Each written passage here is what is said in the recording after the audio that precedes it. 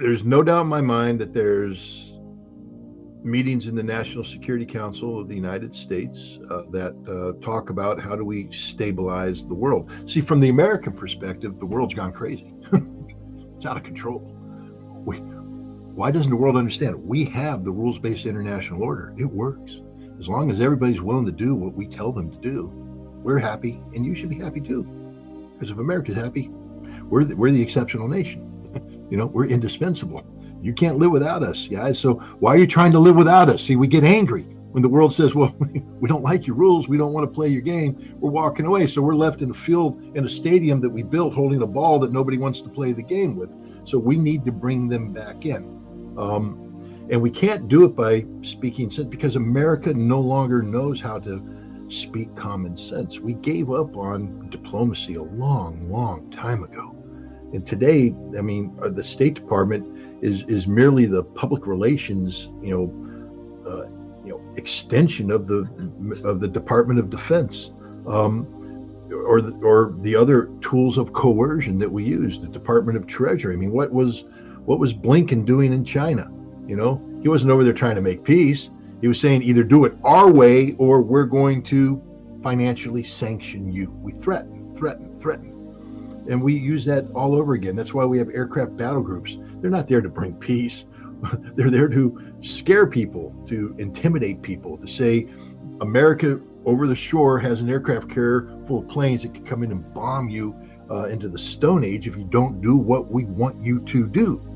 And then the CIA's job is literally to go in and stir up trouble, to weaken adversaries and promote us. So there's no doubt in my mind that we are working hand in glove with Mali and Argentina to create instability in the South American continent, particularly targeting, not just Brazil, although that's the biggest one. The B in BRICS is Brazil.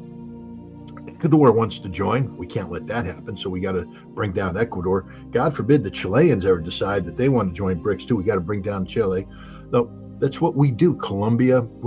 We don't ever help people. Let's look at Africa.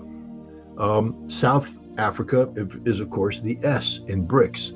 And they're a big player. But, the African continent, I think they're just about any economist worth his or her salt says that the African continent is the continent of future growth. I mean, the populations alone dictate that that's where there's going to be the greatest potential for growth. Now, Africa has been dominated in the past couple centuries by colonialism, European-driven colonialism primarily.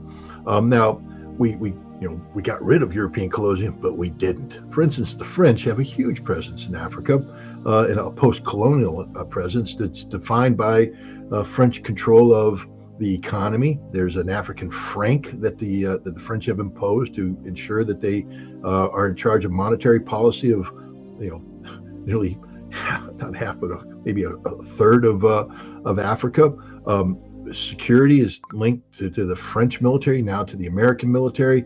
Politically, the French own all the politicians, post-colonial politicians, but not anymore.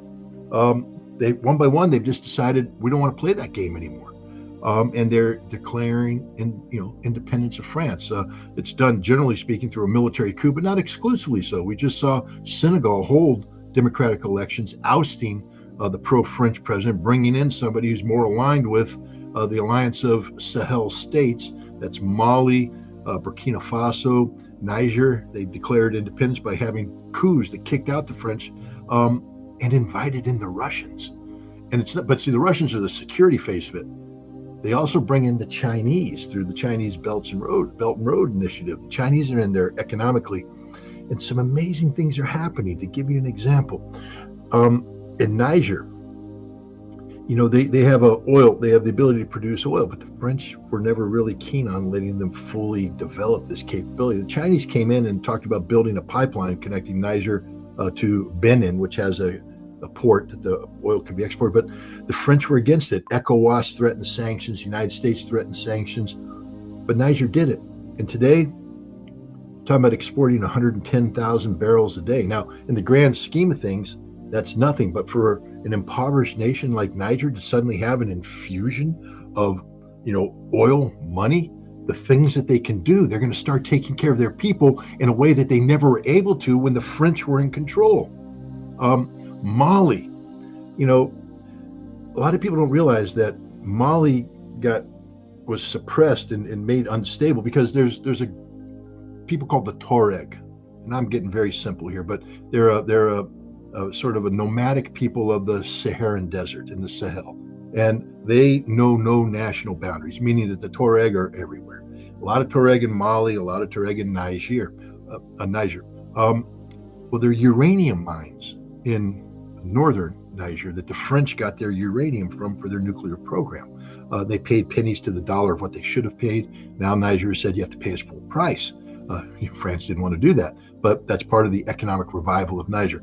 But the French, in order to maintain control over this area, told the Tuareg, the sort of people wanted independence, that they could go to Mali and take over a significant part of Mali, including a major city that became their de facto capital, and that could be their own independent area. And don't worry, we won't let anything happen. And they wouldn't let the Mali government recapture it. They tied the Mali government's hands. And the Mali government's going, that's our sovereign territory. You can't do that. You can't come in and dictate solutions like this. And so the French were kicked out. The Russians came in. First is Wagner. Now they call themselves the Africa Corps. One of the first things that Wagner did is recapture that city for the Mali government, allowed Mali to regain sovereign control of its territory. Now, everybody's screaming, oh, Wagner commits war crimes and atrocities. No, they don't.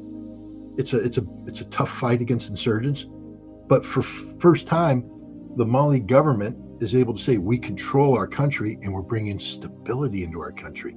And now that you have a stable Niger that's bringing in money that now can bring the services to these nomadic people and make them say, hey, it's a good thing to be aligned with this government now, the level of violence is dropping. Support for jihadist groups is dissipating.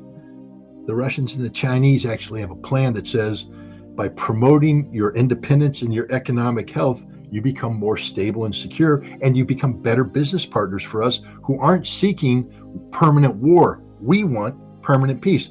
Burkina Faso, their upstart captain of a junta leader went to St. Petersburg last year and met with Vladimir Putin. It was a pretty curious meeting because he doesn't shake hands with anybody. His whole thing is a fist bump.